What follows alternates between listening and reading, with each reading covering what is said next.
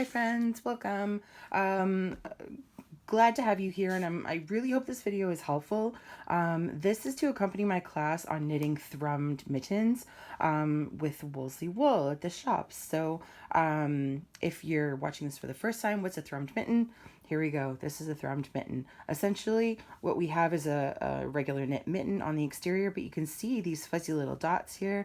They're either dots or sometimes they're little heart shapes of fluff. On the inside, however, if we were to look, we've got this soft, beautiful, fluffy stuff that is eventually going to felt together and become a layer of extremely warm fabric. Thrum mittens originate from Eastern Canada, as does this yarn, which is Canadian made and hand dyed. So Fleece Artist is one of my favorite makers. Their just colorways are really beautiful, and I find their yarn is excellent. Okay, so when you get a kit, it'll come wrapped up something like this, and it's going to have one of the patterns with it. So if you have the merino superwash, and that's the worsted weight here, it'll be the softer of the two. You probably got this pattern, the merino thrummed mitt with it. I'm just going to set that aside. If you got the Aran weight, which feels a little bit rougher, it's not superwash. I don't know exactly what the breed is for it actually, but it's called Wonder Woolen.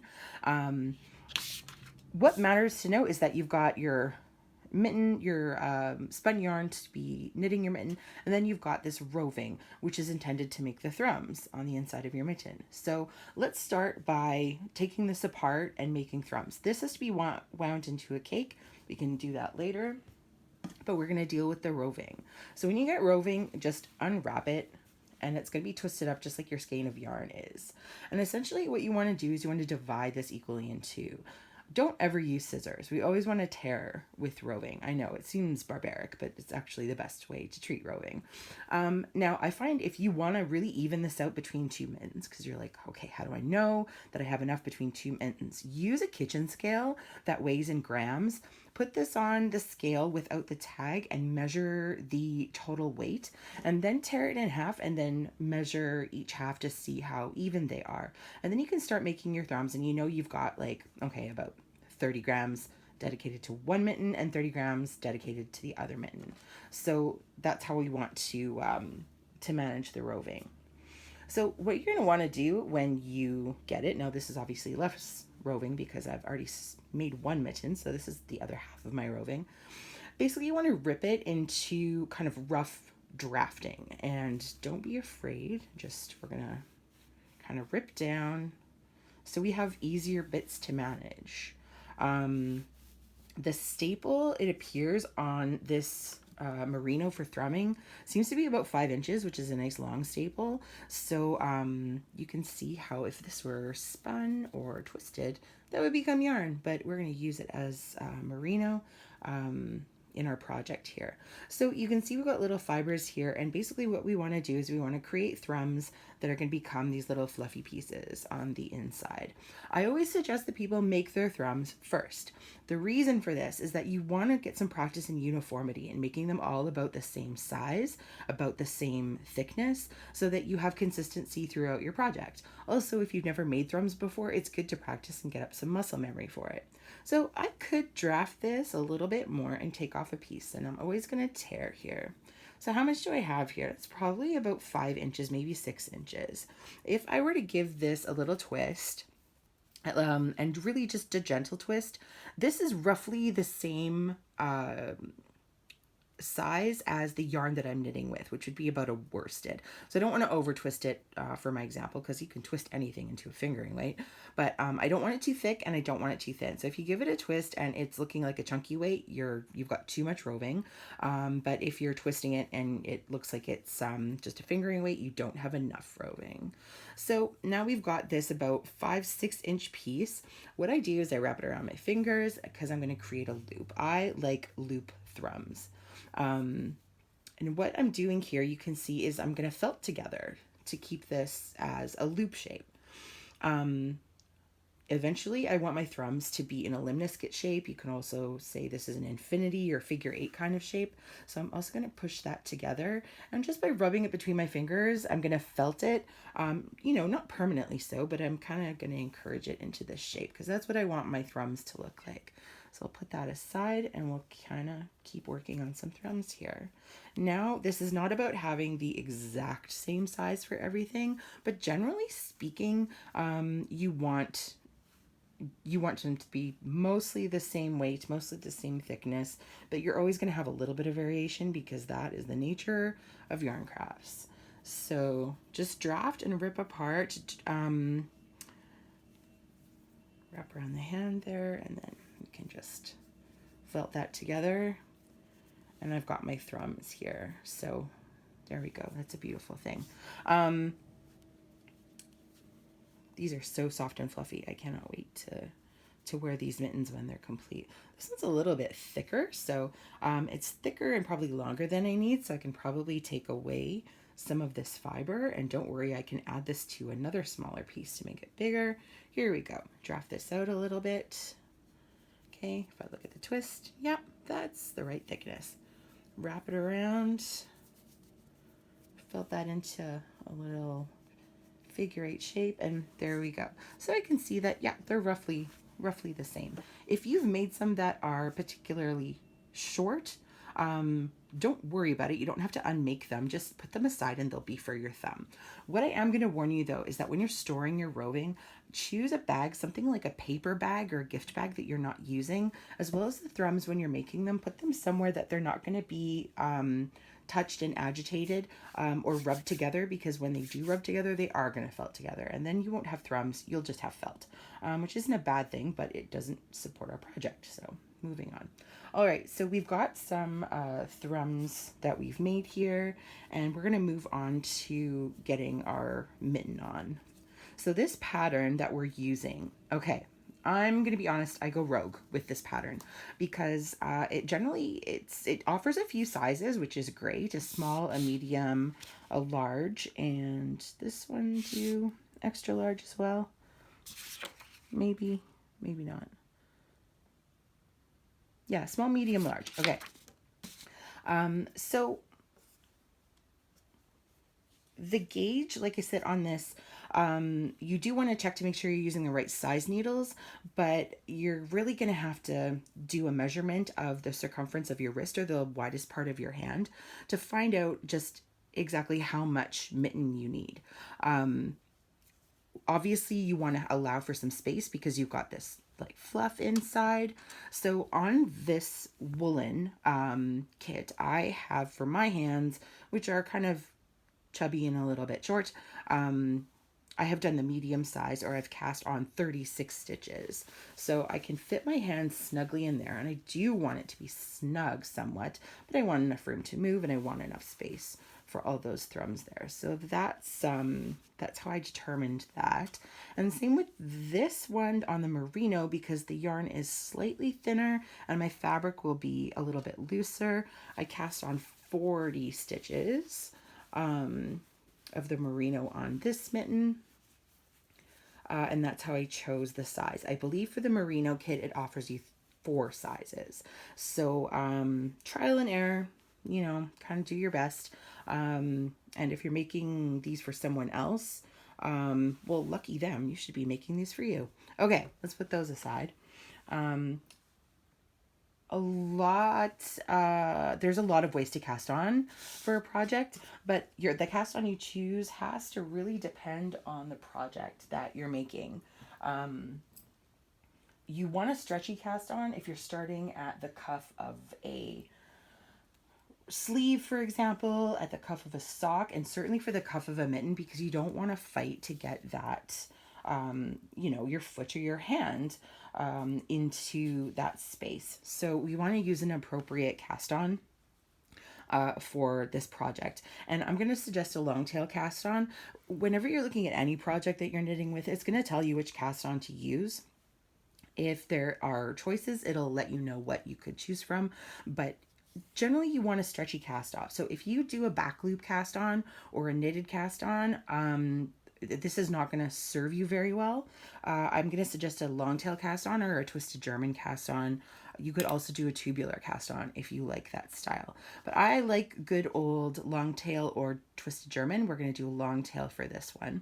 So for my first, I want to just show you here because some of you had difficulty with this, that the tail yarn, so the end of my yarn, is going over my thumb here on my left hand. And then my working yarn, the working yarn, when I say that, is the yarn that's attached to the ball here, goes over my front finger. And then 1, 2, 3, those fingers are going to grip this to give some tension to what I have here. Now I'm going to grab my needle in my right hand. Okay, make sure that's correct. You can do a slip knot here. I don't do a slip knot. I just do a little twist. So you can see that again. I just go under, let it twist, and that's my first stitch. So when I'm making a stitch, this yarn is going to be wrapped around the base of the stitch, but this yarn is actually what's going around your needle. What we're going to do is slide up the edge of the side of your thumb and then get yourself into a loop there. You can see there's a little loop that I've created. You're going to grab the yarn that's hanging from your front finger and pull it through the first loop you made with the yarn that's over your thumb. Take your thumb out, gently tighten it there, and there we go. Now we have 2 stitches on there.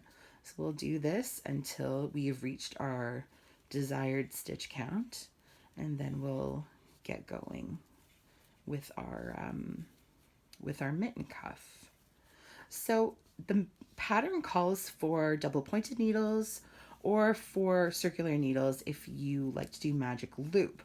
I love magic loop method. I find that you can get away with so much less in terms of the number of circular needles you need to own. I find them really versatile, so you can use them for knitting in the round or for knitting long pieces like shawls or blankets when you need a lot of length. So I would suggest, if you're going to do magic loop and you're buying needles, first of all, you need 3.5 millimeter needles, circulars. If you're using circulars, and then 4 millimeter circulars for the body. You're only using the 3.5 millimeters for the first, I believe, 5 rows of your project. So if you can borrow from someone for that short time, I encourage you to do so. Or if you can happen to find some secondhand, or maybe you want to go halfers with a friend, and you can kind of share those needles. Okay, so I'm not really counting as I go here, but if I were casting on my second woolen thrummed mitten here, I know I would want to be casting on, what did I say, 36 or 32? I think 36 actually sounds more correct. Well, let's go ahead and count this. So we'll just see how much we have. That's 5, 10, 15,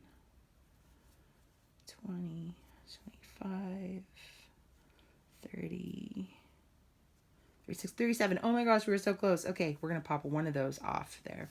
All right, so perfect. And then my tail, thank goodness, isn't too long because I'll be weaving that in afterwards. Okay, so some of you are a little bit nervous about magic loop or haven't tried this before, so I'll do a quick demo on how we get started. And the first row is always going to be the most finicky, so let's just deal with that. So bring your stitches out onto the cord. And yeah, you do basically want them evenly split. So because your cord is so flexible, you're just going to go ahead and bend together, but be really careful not to twist your stitches. If you're kind of pushing them in half there, now we want to go between and kind of yank out, and there's a loop. There's a loop of cord, and you can see our stitches are still sitting on the cord. I'm going to count just to make sure I've got an even amount. 4. Oh, I'm missing just 1, so I'll remember to bring 1 over. Okay. So, well, knitting in the round is just like knitting flat. Your stitches are going to be on your left needle, and you need your right needle to knit into them. So the stitches on your left needle need to be on a needle in order for you to knit. And then your right needle can be totally empty. So you can see I'm still folded in half here. I'm still lined up, but I have pushed gently this needle onto the stitches onto this needle. And this will be my left hand needle. Over here, you can see my tail and my working yarn. And this is going to become my right hand needle. I'm going to pull it out and now I'm ready to knit. So you can see I've got a loop here, a bit of a loop here. Remarkably, I'm going to do some knitting in the round without using double pointed needles. There's something like organically, just satisfying about using double pointed needles. So I do use them from time to time.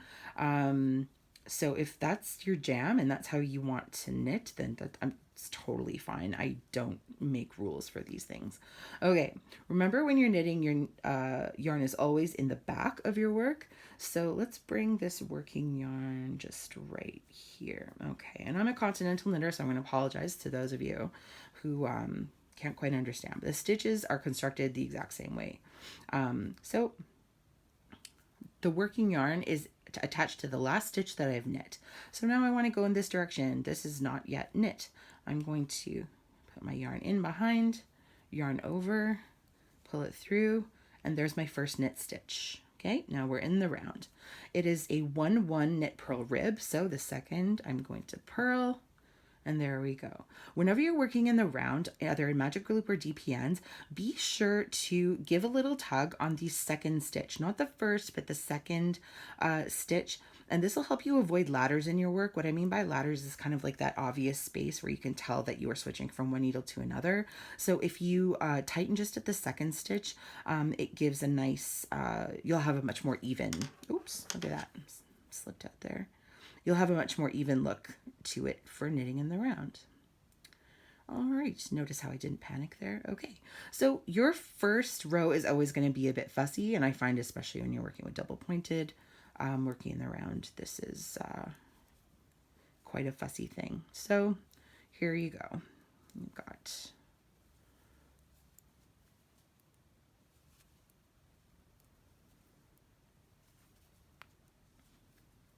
and if it feels tight knitting Aran weight yarn on 3.5 millimeter needles, yeah, it should, because typically for for a fabric, for any other project, you would probably use a size 5 or a 6, depending on what you're making. But because we want a very sturdy, strong outer fabric for these mittens, and we want them to last, we are going to be knitting these on smaller needles.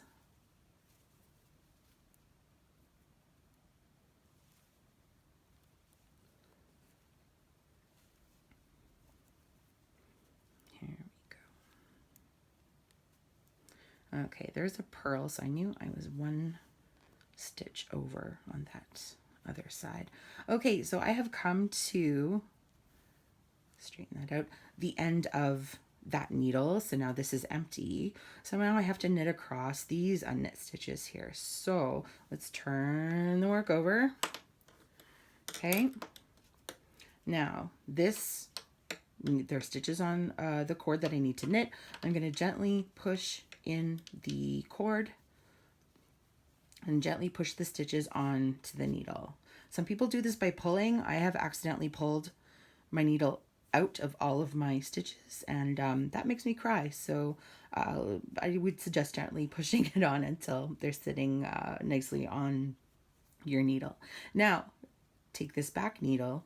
See, your last knit stitch is always attached to the last stitch that you knit, which is back here. So now we want to go in this direction. Let's pull out this back needle and around, and that becomes my right sided needle to go ahead and continue my rib. And that is how magic loop works for knitting in the round. I'm going to end this video here. You can rewind and look back at the magic loop method if you need to, look back at thrumming if you need to, but I'm going to stop here. I'm going to upload this, and then the next video we are going to make some thrums. So we're going to make some fabric and we're going to put some thrums in there. Okay, awesome, thanks.